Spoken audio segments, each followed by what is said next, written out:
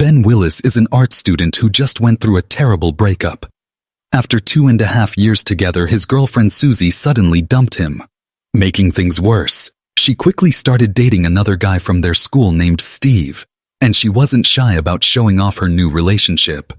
Ben was heartbroken. His best friend Sean tried to help by suggesting he should start dating other people, but Ben couldn't move on.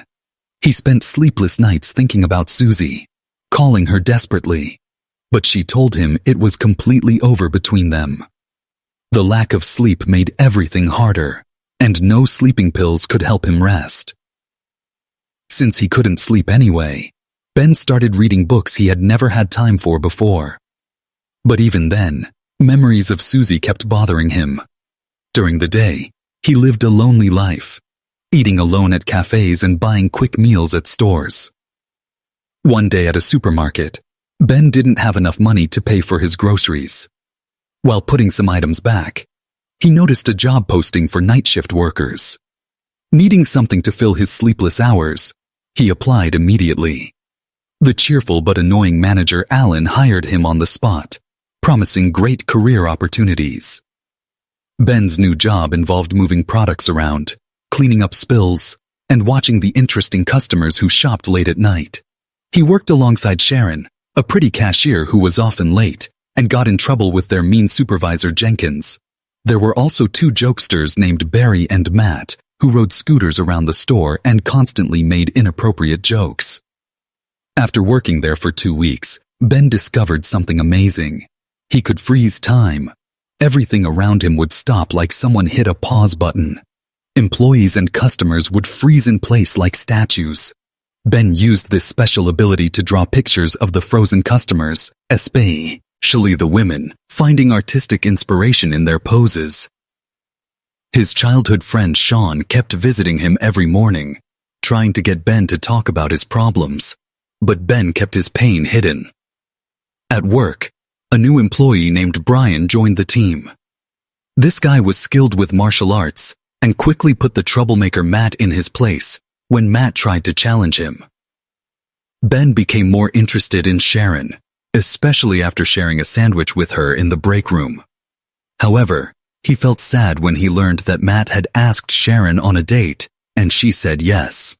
Matt bragged about planning to take her home afterward. While thinking about Sharon, Ben remembered his past crushes: an 18-year-old athlete who ran barefoot, a teacher he stared at during class, and especially a classmate named Tanya. He had been too shy to talk to Tanya until she broke her arm. When classmates were signing her cast, she asked Ben to sign it too. He nervously drew a small red cross. 6 weeks later, when the cast came off, Tanya was embarrassed because thick black hair had grown under it. While others laughed at her, Ben comforted her and asked her to be his girlfriend. They had one date where she wanted to kiss him, but he was too nervous and promised to do it next time. Unfortunately, her family moved away before he got another chance. Back at work, the team had to play soccer against another supermarket. Despite Sharon cheering them on, they lost badly, 26-0. Their manager Jenkins even got a bloody nose in the final minutes. Matt volunteered to take Jenkins to the hospital and asked Ben to make sure Sharon got home safely. Ben and Sharon went to a cafe together, where he discovered that Matt had lied about their date. Nothing romantic had actually happened between them. Sharon told Ben about her dream of teaching English in South America, which is why she was saving money for Spanish lessons. Ben shared his dream of becoming a famous artist. After the cafe, Ben walked Sharon home and they shared their first awkward but sweet kiss. The next day, Jenkins invited everyone to his birthday party. Sharon excitedly told Ben about it and made him promise to come.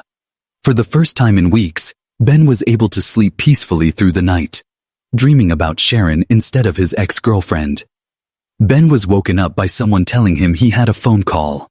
A gallery owner named Alex Proud said he had seen Ben's artwork and wanted to organize an exhibition.